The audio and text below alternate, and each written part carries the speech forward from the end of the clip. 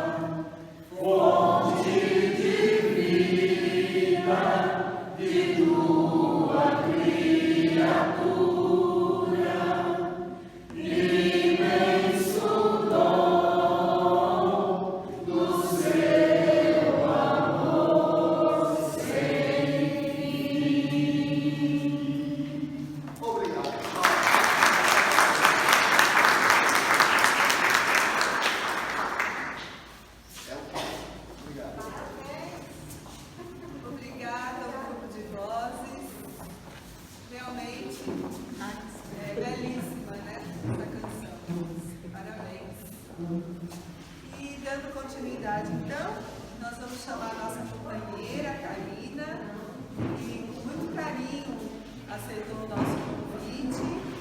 E o tema da palestra é atitudes como reflexos dos nossos sentimentos.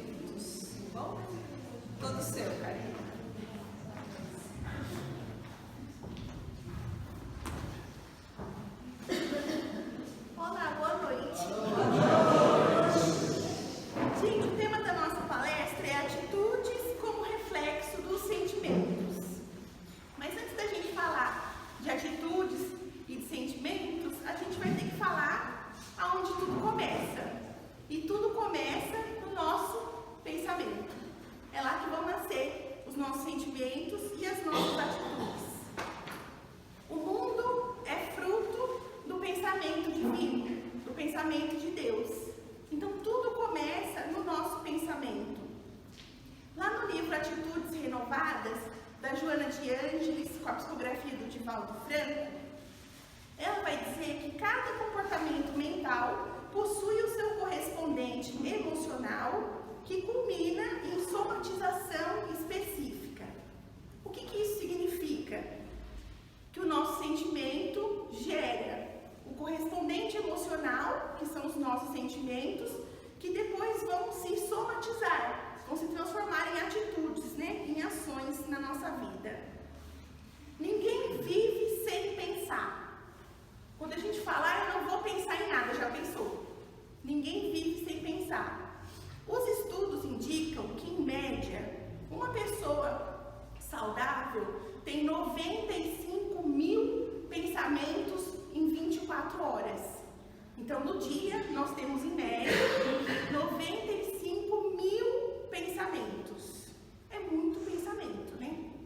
E aí a gente vai se preocupar um pouco com a qualidade desses nossos pensamentos. Quem não tem pensamentos bons vai ter pensamentos ruins. Por quê? Não existe neutralidade. Não existe neutralidade no nosso pensamento e no mundo espiritual.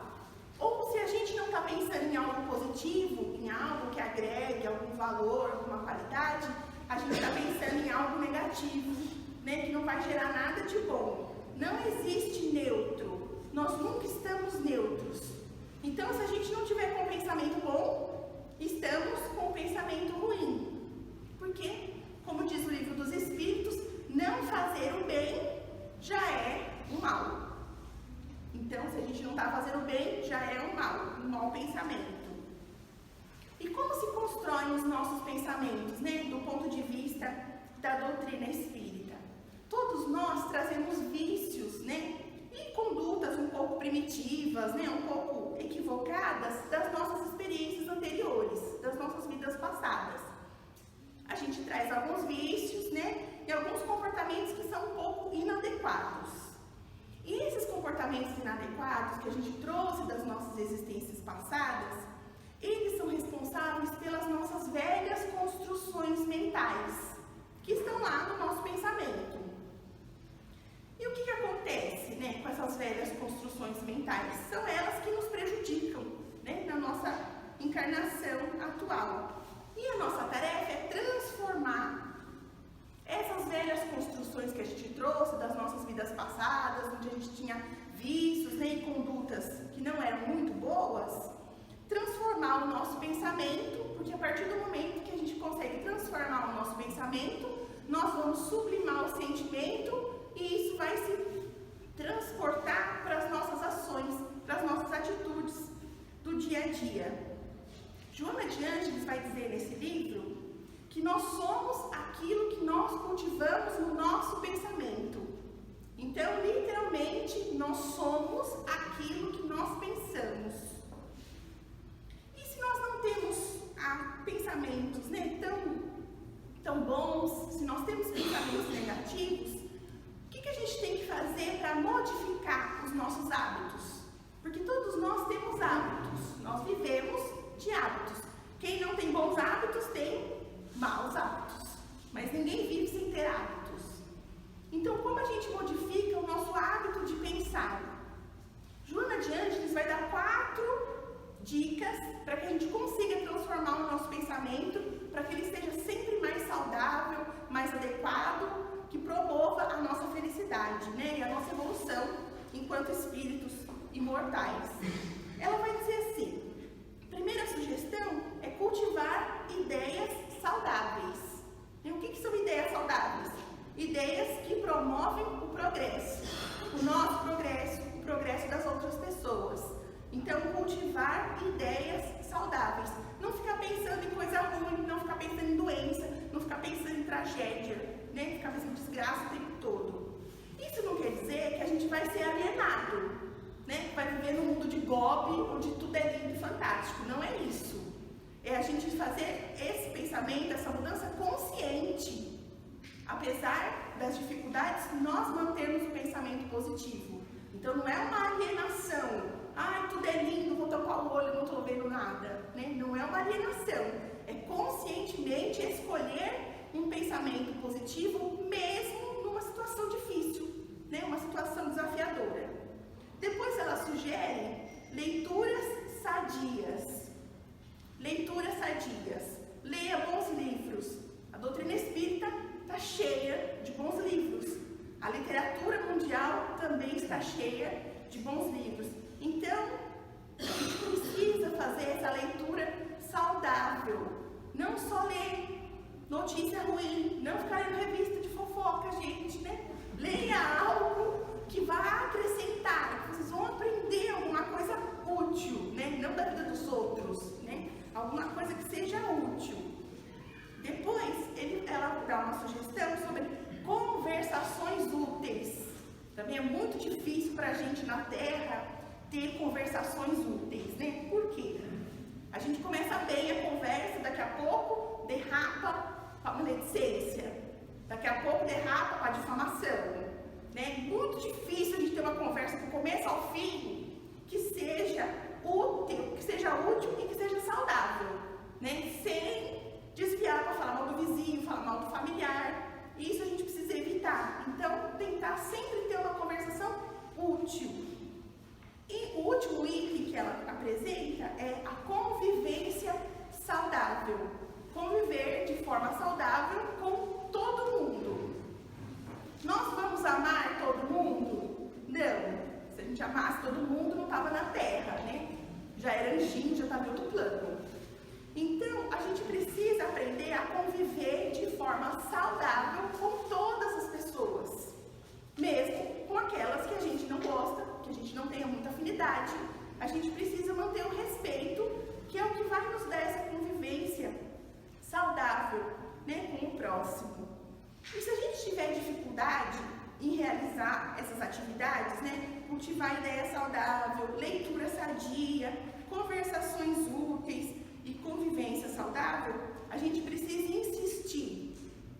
Por que a gente precisa insistir? Porque o nosso cérebro, ele só aprende por esforço e repetição. Nosso cérebro só vai aprender uma coisa nova através do esforço e da repetição. Então, se eu não conseguir hoje, amanhã eu tento de novo, e de novo, e de novo. Como que a gente aprendeu a andar? A gente era um bebê, levantou, saiu andando? Não. A gente aprendeu a andar dando um passinho por vez, caindo, levantando, apoiando no sofá, apoiando na mesinha, segurando na mão de alguém. Então, a gente precisa ter esforço e repetição. A gente aprendeu a andar repetindo o quê? Um passo na frente do outro, sem desistir. Isso é que a gente precisa fazer com a nossa vida. Nesse mesmo livro, das Atitudes Renovadas, tem um capítulo 22 que fala das emoções. Então, a gente falou do pensamento, vamos falar um pouquinho das emoções. Nem sempre nós vamos conseguir controlar os nossos sentimentos, né, e as nossas emoções. Por que isso acontece? Primeiro, pelo primarismo que a gente ainda vive, né? Estamos mais próximos lá do animal do que do anjo, como diz a doutrina espírita. Então, nós temos ainda condutas muito primitivas em alguns momentos. E nesses momentos, a gente deixa de agir com raciocínio e passa a reagir, né, como os animais fazem. Então, muitas vezes, se nós nos sentimos atacados, por exemplo, alguém nos ofende, ou alguém nos diz alguma coisa para nos alfinetar, né, que a gente se sinta atacado de alguma forma, o nosso mecanismo primário do corpo físico mesmo é de defesa, que a gente traz de herança lá do nosso primarismo, quando a gente começou a nossa evolução. Então, qual é o nosso mecanismo primeiro? Quando a gente se sente atacado, a gente vai se defender fazendo o quê? Atacar atacando, né? Isso é um modo que a gente sempre está reagindo às coisas. E não é muito ecológico na nossa vida. Está sempre reagindo. Porque na reação a gente não raciocina. É como um cachorro. Se você puxar forte o rabo do cachorro, ele morde. Ele vai morder a sua mão. Ele não vai falar, nossa, fulano, não puxa o meu rabo, não é legal. Ele vai virar e morder. E muitas vezes nós somos como um cachorro. Alguém nos fala alguma coisa, a gente já joga outra, né? Alguém nos ofende com uma frase, a gente fala uma frase pior, né? Para magoar ainda mais. Esse é o mecanismo de reação. No cérebro, quando a gente faz isso, a gente está usando o nosso sistema límbico, que é o sistema do nosso cérebro que cuida das emoções primárias, primitivas. Agora, quando a gente aprende a agir e não reagir, a gente está usando a parte do cérebro mais superior que nós temos, que se chama o córtex pré-frontal. A gente raciocina antes de tomar uma atitude. A gente não se deixa levar pelo calor dessa emoção do momento, né? Então, como a gente vai aprender a controlar, né, essas emoções violentas que nós vamos ter, né? Porque elas são naturais, fazem parte da nossa experiência na Terra. Como que a gente controla essas emoções? Quando a gente aprende a controlar a explosão dessa emoção, que é quando eu vou revidar, né, quando eu me sinto ameaçado. Eu trouxe aqui algumas dicas que a gente pode usar, que todo mundo conhece. A primeira coisa, gente, conta até 10. Literalmente, mas não é para contar 1, 2, 3, 4, 5, 6, 7, 8, 9, 10 e responder. Conte devagar. Pense, feche os olhos, dá um momento de reflexão e conte. 1, 2, 3, calma, né? Muita calma. Conte, literalmente funciona. Conte até 10. Uma outra coisa que a gente pode fazer, respirar fundo 5 vezes. Essa técnica, gente, é uma ação que ela vai estimular no nosso corpo físico um nervo, que se chama nervo vago. Então, a gente vai inspirar, prender um pouquinho, uns 3 segundos, e depois soltar bem devagar. Vamos tentar? Todo mundo agora? Inspira, segura, solta bem devagar. A gente faz isso 5 vezes. Por que isso nos ajuda num momento de crise, de raiva, né? Uma crise nervosa, uma crise de ansiedade, né? De estresse.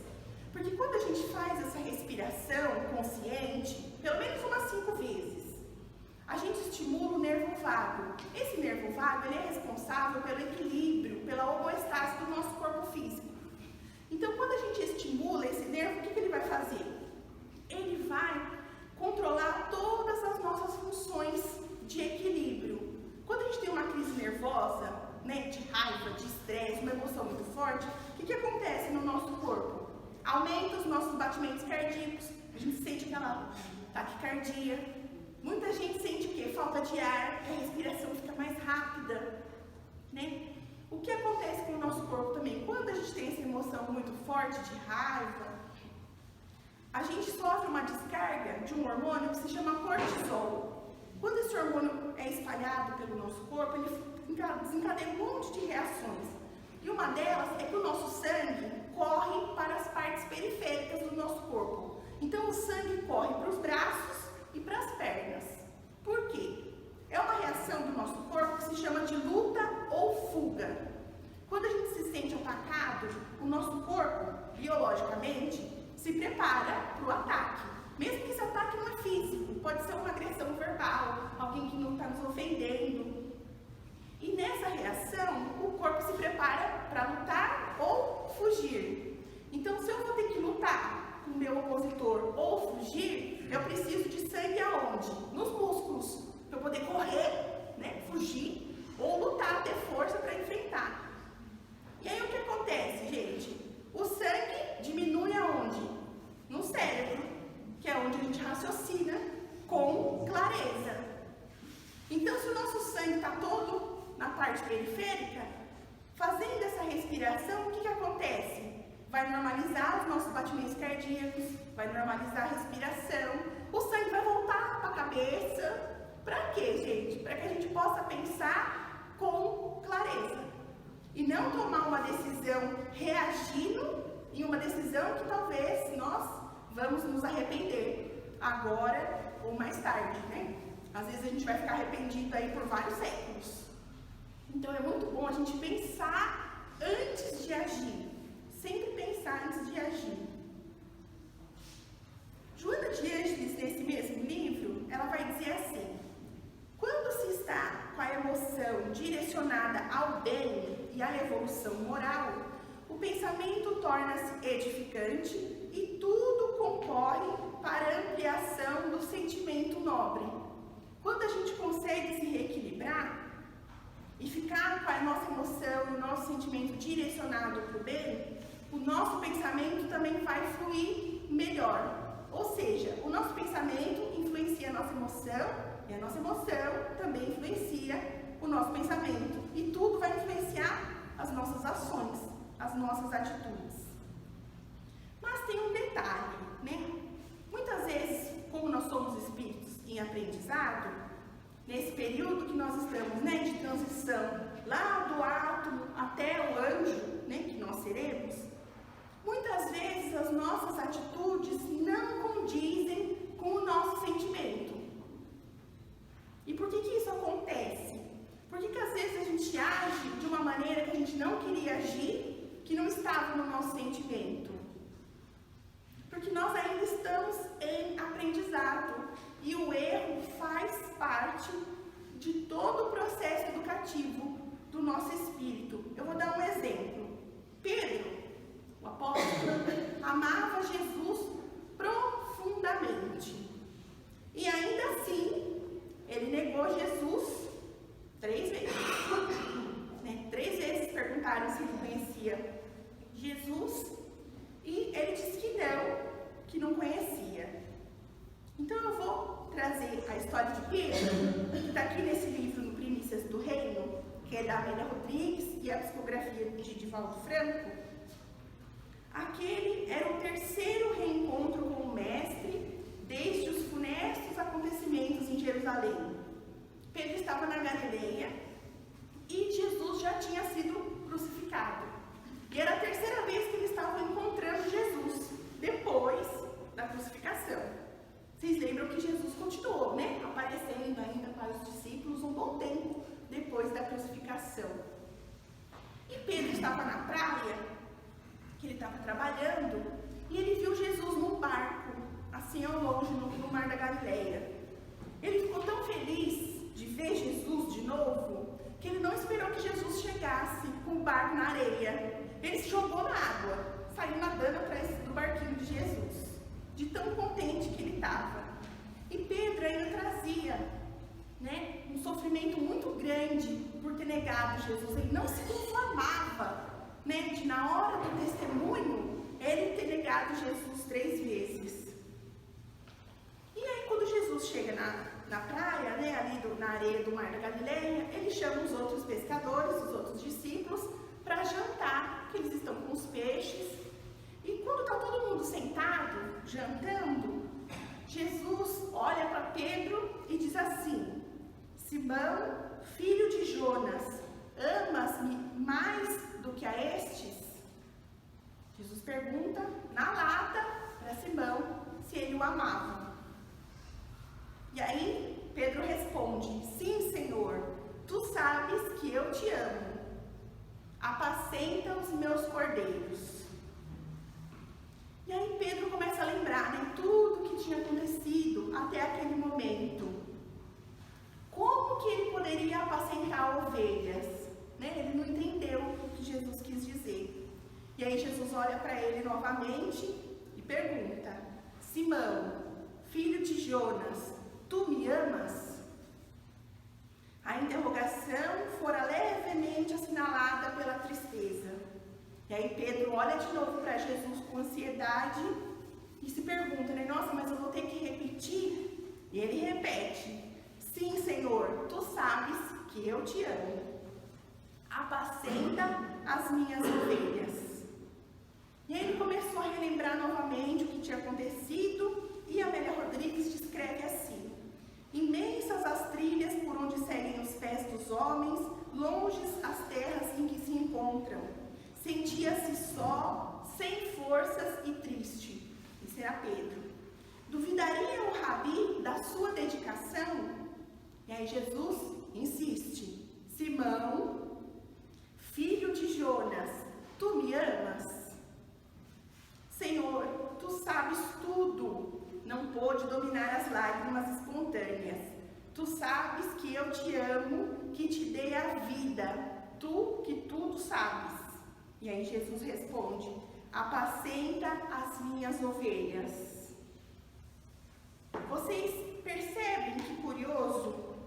Que Pedro negou a Jesus 3 vezes lá antes de cantar o galo. E vocês estão notando que Jesus retorna e pergunta se Pedro o ama exatamente 3 vezes. Mesmo tanto que o Pedro negou a Jesus, Jesus pergunta: Pedro, tu me amas? E o Pedro diz que sim. E aí ele sente uma dor muito profunda, Pedro. Fora demais a sua dor, agora, quando cantaram o galo, triste, cronometrando a sua perfídia. Ele só se dá conta de que negou Jesus 3 vezes quando ele ouve o galo cantar, lá naquele período da crucificação. E caíra 3 vezes, embora o amasse. O que é essa lição para nós, do sentimento e das atitudes? Muitas vezes vai nos acontecer como aconteceu com Pedro. Muitas pessoas que nos amam também vão falhar conosco. Isso não quer dizer que o sentimento delas não era verdadeiro quando acontece alguma coisa, porque muitas vezes nós também vamos sofrer como Pedro, vamos tomar uma atitude impensada que não tinha nada a ver com o nosso sentimento, porque Pedro sempre amou a Jesus e ainda assim ele errou, quando negou 3 vezes. No caso de Pedro, a gente pode imaginar que ele errou por medo, Porque a gente imagina aquela multidão lá pronta para linchar você, ele teve medo. Quantas vezes nós também não temos medo e acabamos tomando uma atitude que não era aquilo que a gente trazia, no coração? Ou num momento de raiva, a gente também toma uma atitude que depois nós nos arrependemos, porque não era aquilo que a gente sentia, mas fizemos num momento de raiva. E aí, nesse momento, Pedro começa a entender tudo aquilo que Jesus queria dizer para ele, sobre a dedicação dele ao Evangelho. Então, a gente pode pegar esse exemplo de Pedro e trazer para a nossa vida, Da mesma forma como Jesus ressignificou, deu um outro significado para a negação de Pedro, com as palavras: Simão, filho de Jonas, tu me amas, para que Pedro soubesse que ele estava perdoado e que Jesus acreditava, naquele amor. Nós também podemos ressignificar, os nossos pensamentos e os nossos sentimentos, para que eles se transformem em atitudes de paz, de compaixão, para que a gente semeie o amor.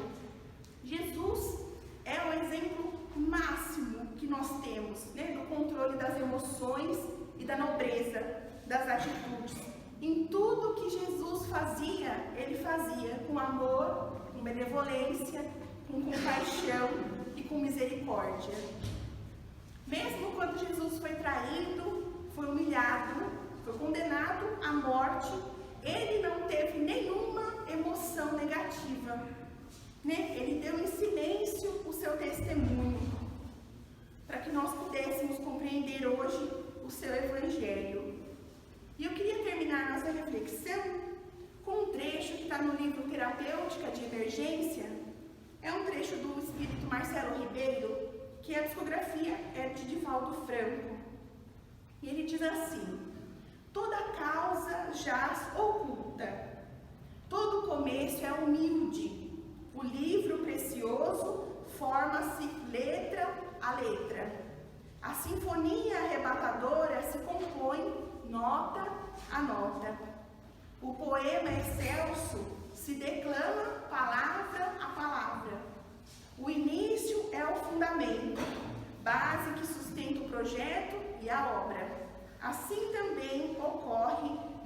vida moral. Então a gente não precisa se preocupar de que nós não temos todos os nossos pensamentos ainda positivos, né? Porque todo livro fantástico começa letra por letra. E nós também estamos caminhando na nossa evolução um passo de cada vez. A gente não pode esquecer que a natureza nos ensina, né? A natureza não dá saltos. A gente não planta uma semente hoje e amanhã já tem a árvore. Tudo leva um tempo, né? Tudo há um processo. Então, que nós possamos dar esse primeiro passo para que a gente modifique os nossos pensamentos de forma positiva, que a gente sublime a nossa emoção, para que a gente se transforme no mundo em cartas vivas de Jesus, com as nossas atitudes também falando de amor, de misericórdia, de compaixão e de perdão. Muito obrigada.